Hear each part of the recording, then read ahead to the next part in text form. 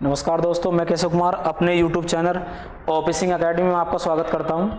ठीक है, देखिए जैसा मैं प्रैक्टिस सेट हम डेली कराते हैं, तो आज हमारा प्रैक्टिस सेट कितना है 23 है।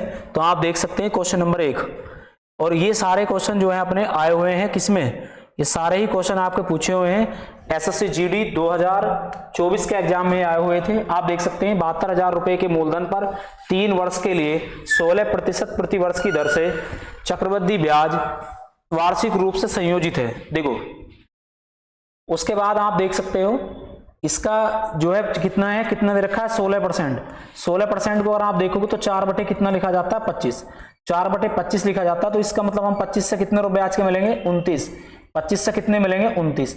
उसके बाद आप देखोगे तो 25 से कितने मिलेंगे 29, 25 से कितने मिलेंगे 29 और ये कितने मिलेंगे 25 से आपके कितने मिलेंगे 29।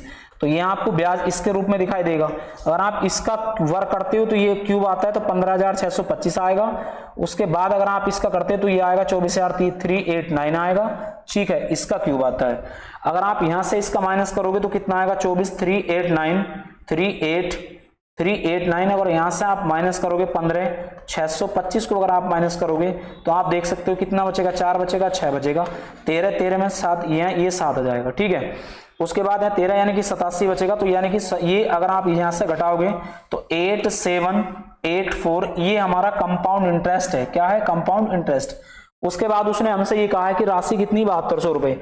ये राशि उसने दे रखी है, कितनी दे रखी है 72,000 रुपए राशि दे रखी है। और जबकि हमारी जो राशि निकल कर आई है वो कितनी आई है 15,6 और कितनी आई है 25। और हमें मान किसका निकालना है? मान निकालना है 87 और 84 का। अगर आप इसे काटोगे तो लगभग ये 4.08 बार कटेगा। कितनी बार कटेगा? 08। अगर आप 4.08 की गुणा करोगे किससे 8.764 से करोगे तो लगभग अगर आप देखो तो 8 चौक 32 से नहीं ज्यादा आना चाहिए। तो लगभग इसकी मल्टीप्लाई जो करोगे आप वो कितना आएगा, यानी कि 43,384 पॉइंट कितना आएगा 51, इतने के आसपास ही आएगा 3। आप देख सकते हो। तो इसका मतलब ऑप्शन नंबर कितना आ जाएगा आपका? Option number B. ये कैलकुलेशन थोड़ी हार्ड है, ठीक है। तो इसका अगर वर्क करोगे, इसका अगर 29 और इसकी मल्टीप्लाई करोगे तो 24,389 आएगा। इसका क्यूब 15,625 होता है। ठीक है, तो आप देख सकते हो। उसके बाद क्वेश्चन नंबर कितना आता है हमारा? क्वेश्चन नंबर आता है 2। क्वेश्चन नंबर आप 2 को देखेंगे। क्वेश्चन नंबर 2 जो आता है इसमें क्या कहा गया है? इसमें क्वेश्चन नंबर 2 में कहा गया है कि निश्चित दूरी एक निश्चित चाल से तय की जाती है। यदि दूरी की दुगनी कर दी जाए तो जो डिस्टेंस है आप उसका दुगना कर दो, 1 से कितना कर दो 2। तो उसने कहा टाइम जो है 6 गुना हो जाता है, यानी कि 1 से कितना हो जाता है 6। और चाल क्या होती है? चाल बराबर होता है दूरी बटे समय, स्पीड बराबर होता है दूरी बटे समय। तो यानी कि दूरी बटे समय 1 और बटे में कितना आएगा 1, इसे देखेंगे तो 2 बटे आएगा 6। यहां से आप डिवाइड करोगे 3 आएगा। तो रेशियो को अगर आप देखोगे तो 3:1 आएगा, जो आपका ऑप्शन नंबर कितना है? ये ऑप्शन है। ठीक है, उसके बाद क्वेश्चन नंबर आपका आता है 3। क्वेश्चन नंबर 3 में आप क्या कर सकते हो? देखो इसके बाद आपको कुछ नहीं करना। अगर आपको परसेंटेज निकालना है तो कितनी कमी है 15% कम हो जाता है। तो यहां रख देंगे 15 और बटे में जितना 100 में से कम हुआ है कितना हुआ 85 और गुणा में आप ले सकते हैं ये। ठीक है, अगर आप इसे काटेंगे, इसे डायरेक्ट काटना चाहते हैं 5 3 या 15, 5 से काटेंगे 17 बार। तो अगर आप इस क्वेश्चन को देख सकते हैं तो कितना आएगा 300 बटे कितना आएगा 17 और 300 बटे 17, 17 का ना 17 अगर आप देखोगे तो 130 13 बचेगा और 130 बचेगा 17 7 119। तो यानी कितना बचेगा 164.0। इसे अगर आप काटोगे तो कितना 17.64। अगर आप भाग दोगे 13 का ना 13 तो यानी कि 17 का ना 17 3 बचेगा 113 बचेगा और 13 का मतलब 130। तो 17 7 119 7 बार जाएगा ना। तो आंसर ये होगा, ना ये होगा और ना ही ये होगा। ठीक है, जो मल्टीपल होगा वो 17 ही आएगा। उसके बाद आप क्वेश्चन नंबर देख सकते हो ये वाला। इस क्वेश्चन को आप देखेंगे भैया, ये थोड़ा बड़ा क्वेश्चन है। इसने कहा 3 संख्याएं x, y और z, उनका जो औसत 54 है तो योग कितना हो गया 162। 54 की गुणा 3 से करो तो योग कितना हो जाएगा 162। उसने कहा 3 से गुणा करोगे तो 162। उसने कहा x, y और z के औसत से 10 अधिक है। जो मतलब हमारा x है, x जो x है वो y और z के औसत से 10 अधिक है। औसत लगाएंगे तो कितना अधिक है 10। आप इसकी गुणा इधर करेंगे तो यह जाएगा 2x और इसकी अगर आप इसे इधर ले जाएंगे तो ये y होगा और ये कितना आएगा z और बराबर में कितना आएगा 20। तो इक्वेशन नंबर कितनी बन गई 2 बन गई। ठीक है, ये एक बन ये है और ये बन गई 2। यहां से उठाओगे तो ये भी माइनस का आएगा। किसका आएगा? ये भी आपका माइनस का ही आएगा।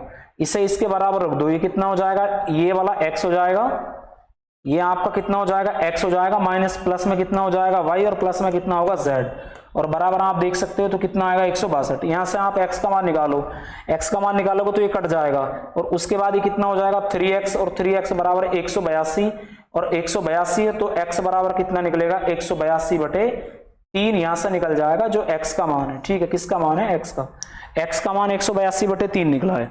अगर आप यहां से मान निकालोगे, x का मान रखते हो, और मैं यहां से आपसे बोलता हूं कि आप y और z का मान निकालो, तो आप सीधा सीधा 162 और 162 माइनस 182/3 करोगे तो आप देख सकते हो यहां से 3 दूनी 6 और 3 6 18 का 8 हासिल बचा, 1 3 का 3 1 4, तो यानी का 10182, और डिवाइड बाय कितना आएगा आपको 3। जब आप यहां से घटाओगे तो कितना बचेगा, 304 बटे में कितना आएगा 3, तो 304/3 किस किस का मान है, y और z का मान है, और आप देख सकते हो ये 304/x का मान है। ठीक है, उसके बाद उसने कहा y, जो y है z और z के औसत से 12 अधिक है। उसके बाद y का मान आप लोगे तो y जो अधिक है वो किससे, y जो अधिक है और इन दोनों के औसत से वो 12 अधिक है, तो यहाँ 12 लिख देंगे। उसके बाद इसे देखोगे तो ये 2y होगा, और माइनस में कितना आएगा y, और माइनस में कितना आएगा z, और बराबर में कितना हो जाएगा आपका 24, 12 दूनी 24।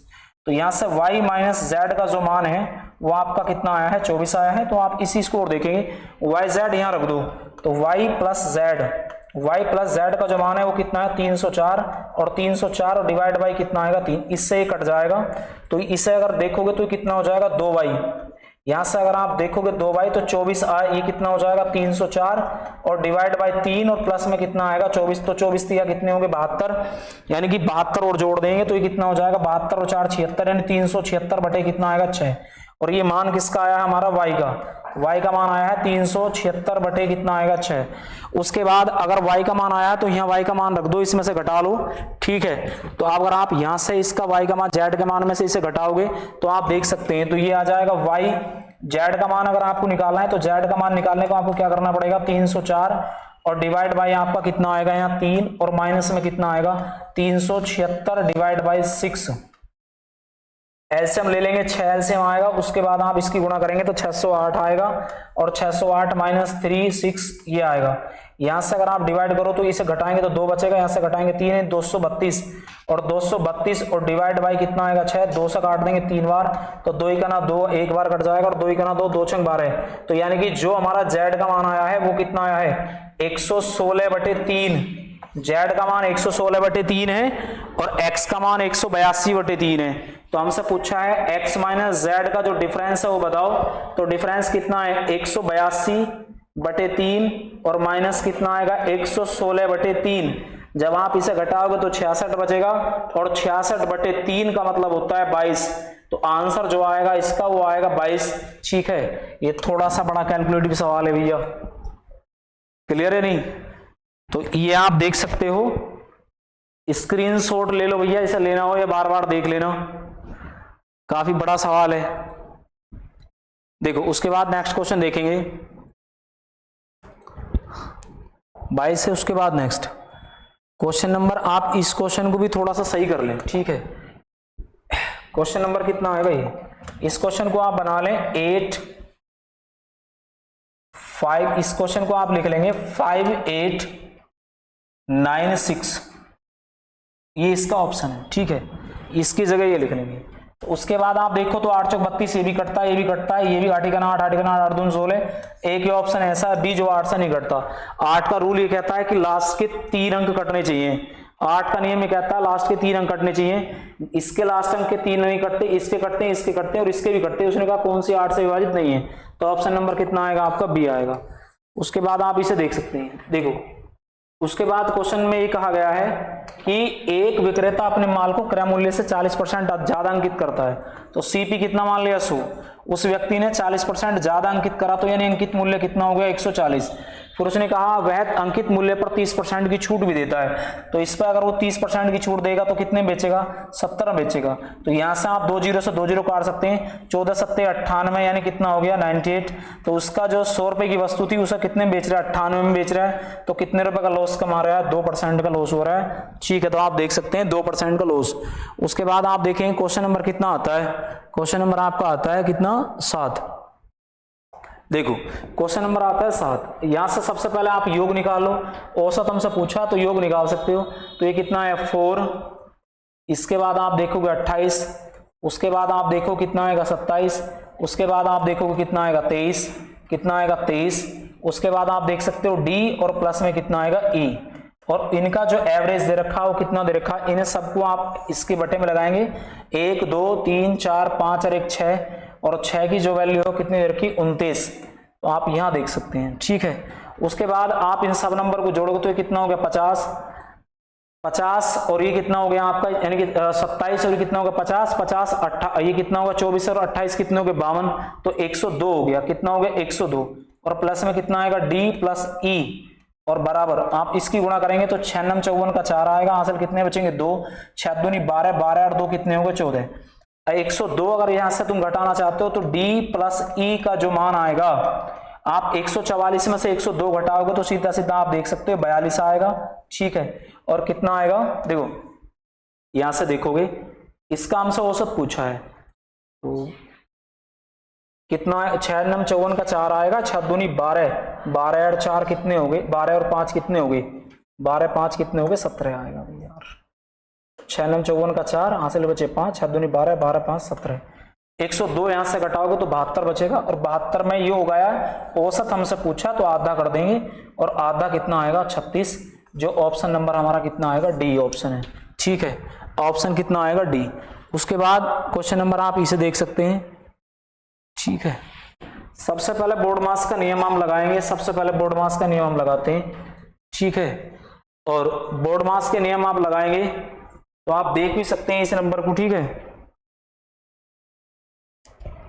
बोर्ड मास का नियम भी कहता है, एक चीज और यहां आप ऐड कर देंगे। ठीक है, जहां ये चिन्ह प्लस का है ये चिन्ह आप भाग का लगाएंगे, किसका लगाएंगे, भाग का, ये चिन्ह भाग का है। सबसे पहले ब्रैकेट सोल्व करते हैं, ब्रैकेट सोल्व करेंगे तो 7 कितना हो गया 7 हो गया, उसके बाद हम क्या देते हैं भाग, बटे में कितना आएगा 4।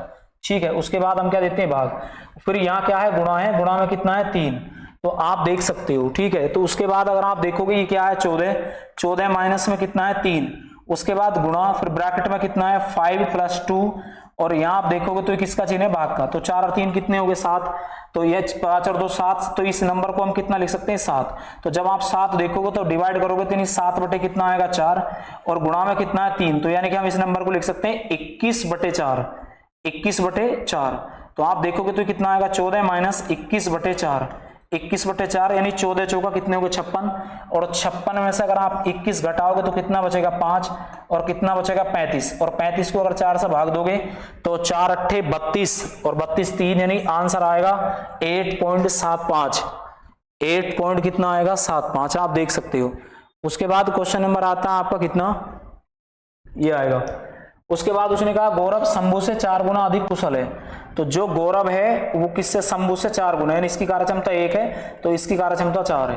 तो उसने कहा गौरव एक कार्य को पूरा करने में शंभू से इतने दिन कम लेता है, यदि वो दोनों एक साथ मिलकर कार्य करते तो वही काम कितने दिन में पूरा होगा। देखो ये तो है कार्य क्षमता, क्या है कार्य क्षमता, अगर मैं दिन की बात करूं तो दिन और कार्य क्षमता एक दूसरे क्या होते हैं, उल्टे होते हैं, यानी कि कितना आ जाएगा 1 अनुपात कितना आएगा 4, 1 अनुपात कितना आएगा 4, यहाँ डिफरेंस कितना 3, और जो 3 का मान है वो कितना दे रखा है, देखो 3 का जो मान दे रखा है वो दे रखा है 67.5।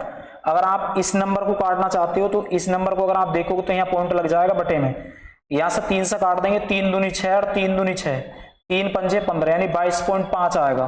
तो एक इसका मतलब 22.5, एक जो करेगा वो 22.5 दिन में कर देगा, जो गौरव है 22.5 दिन में करेगा, और जो शंभू है वो कितने दिन में करेगा भाई, इसकी गुणा करोगे तो 88 और 2 कितने हो गए 90 दिन में कर देगा, कितने दिन में कर देगा 90।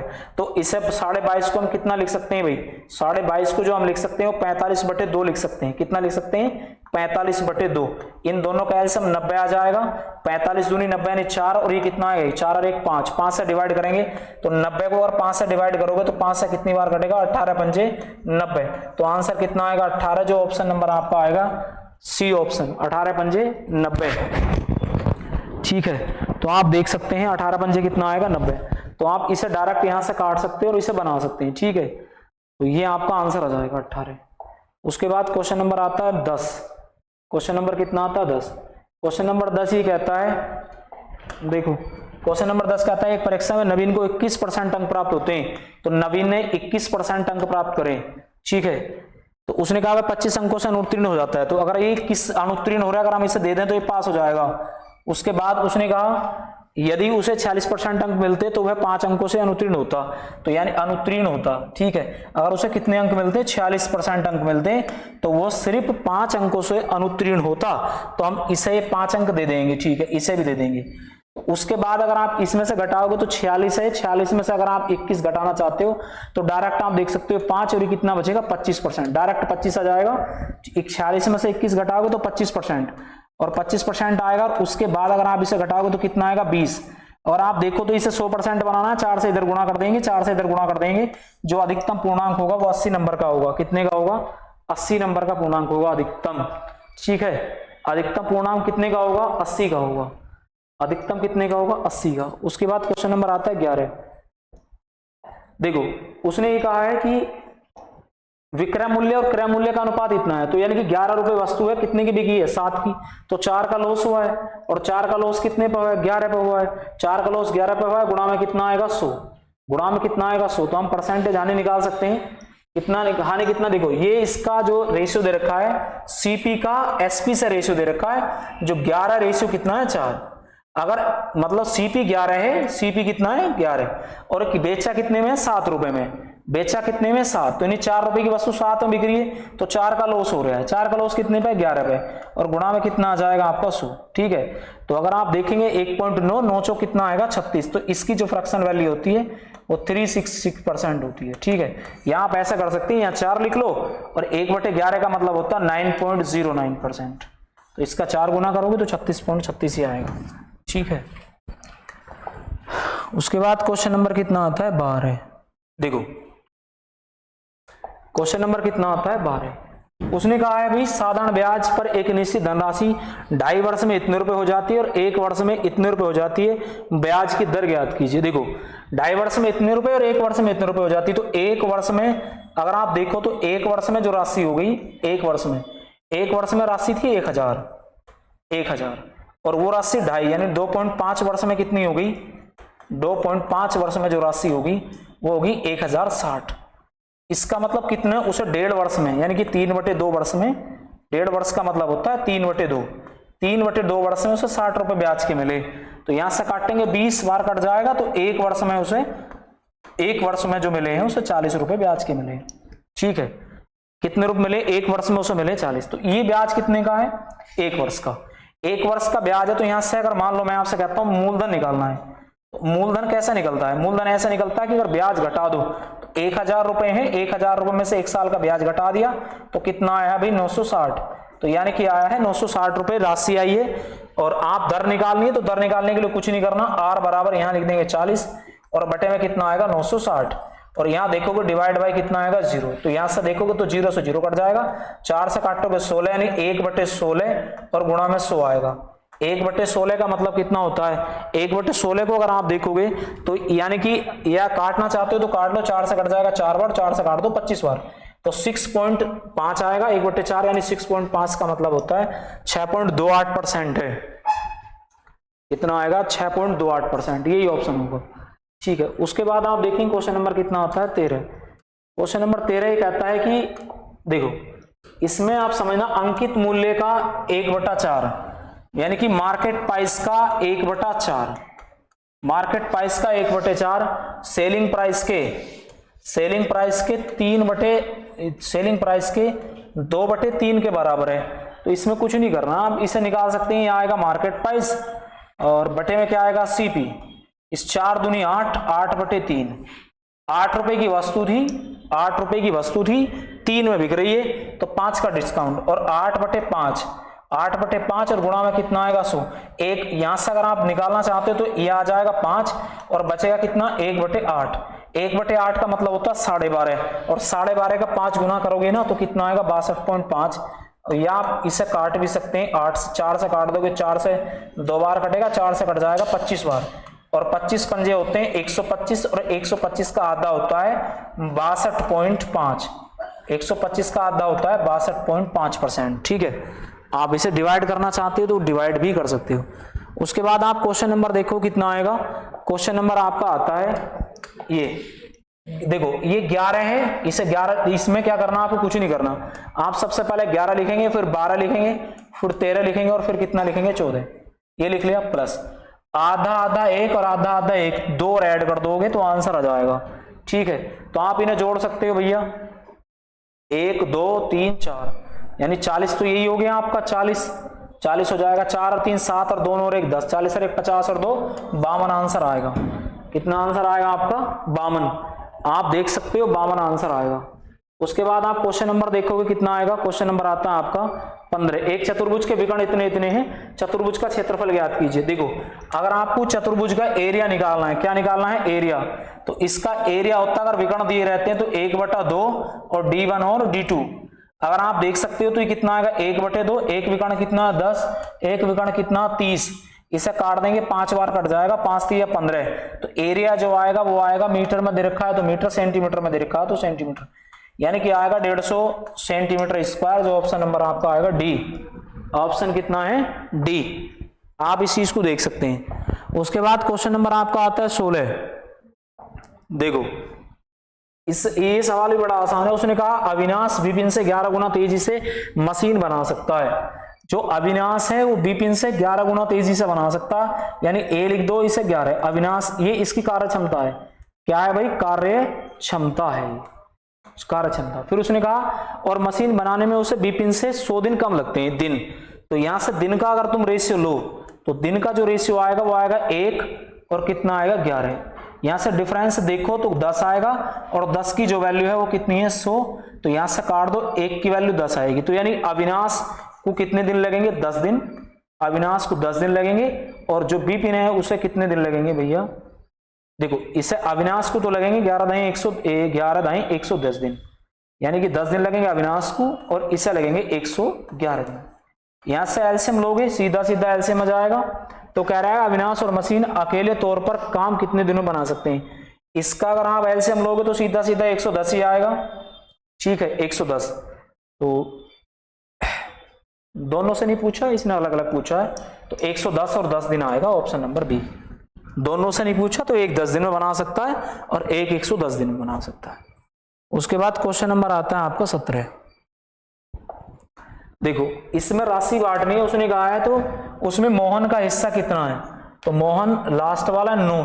सबसे पहले तो आंसर वो होगा जो 9 से कटेगा, ये आंसर नहीं है, ये आंसर नहीं है, ये भी नहीं है, ए डी ऑप्शन आंसर है, क्योंकि एक ही ऑप्शन 9 से कटता है, क्योंकि मोहन जो है वो डी ऑप्शन है, मोहन की कार्य क्षमता 9 है, तो आंसर 9 का मल्टीपल होना चाहिए, 9 का मल्टीपल 1 ही है। अगर आपको करना है तो आप ऐसा बना सकते हो। ठीक है, राजा आर और एक है राम और एक है मोहन, 3 लोग हैं, इनकी जो कार्य क्षमता वो कितनी है 6 7 और 9। इसे आप जोड़ कर देखोगे तो 9 ये कितना हो जाएगा, 9 7 16, 16 और 6 कितने हो गए 22। 22 की जो वैल्यू है 167 और 00। ठीक है, और आप देख सकते हो 22 8 176 होते हैं, यानी 800 बार कटेगा। डी का मान निकालना है तो 800 से गुणा कर देंगे, 8 नम कितना होगा 72, यानी कि 7200 रुपये आएगा, जो ऑप्शन नंबर डी है। उसके बाद आप क्वेश्चन नंबर देख सकते हो 18। क्वेश्चन नंबर कितना है 18। 120 लीटर के मिक्सर में पानी और दूध, यानी कि वाटर और मिल्क का जो रेशियो है 5 अनुपात कितना है 5:7 है। फिर उसने कहा है कि मिश्रण में पानी और दूध का अनुपात क्रमशः 1:1 करने के लिए मिश्रण में कितना पानी मिलाया जाना चाहिए। तो 1:1 करने के लिए मिश्रण में कितना पानी मिलाया जाना चाहिए। अगर आप पानी मिला रहे हो तो दूध कांस्टेंट रहेगा, या दूध 7 है या दूध 1 है तो दूध को बराबर कर लो, यानी 7 7 करना पड़ेगा। जब आप 7 7 करोगे तो यहाँ 1 से गुणा करनी पड़ेगी, तो ये कितना हो गया 7 5 कितने हो गए 12, और 12 की जो वैल्यू हो कितनी दे रखी है 120, यहाँ से आप डिवाइड कर दोगे 10 बार कटेगा, तो 7 यानी यहाँ से 5 था अब 7 हो गया। पहले अब जो पहला रेशियो था कितना, अब 7 7 7 हो गया, तो 5 से कितना बढ़ा 2, और 1 की वैल्यू कितनी है 10, अगर 1 की वैल्यू 10 है तो 2 की वैल्यू कितनी होगी 20, यानी कितने लीटर पानी मिलाना पड़ेगा 20 लीटर पानी मिलाना पड़ेगा, तो आपका जो मान है वो पूरा हो जाएगा। ठीक है, ये क्वेश्चन नंबर आपका कितना हो गया 18। उसके बाद आप देख सकते हैं कितना आएगा, ये आएगा आपका क्वेश्चन नंबर ये देखो, इसने कहा है कि पंकज ने 2 बाइक खरीदी, पहली बाइक को 2400 रुपए में और दूसरी को 2000 में। तो यानी कि जो पंकज ने फर्स्ट बाइक और सेकंड बाइक खरीदी है, टोटल मिला के एक बाइक तो खरीदी उसने 24,000 की और दूसरी खरीदी कितने की उसने 20,000 की, तो कुल मिलाकर उसने जो सामान खरीदा है वो 20 और 24 और 20 यानी कितने खरीदा 44,000 रुपए का उसने खरीदा है। उसके बाद उसने कहा उसने पहली बाइक को 20% के लाभ पर, जो फर्स्ट बाइक है उसने उसे 20% के लाभ पर बेच दिया, यानी 24 और 1000 गुणा 20% 6 बटे कितना आएगा 5।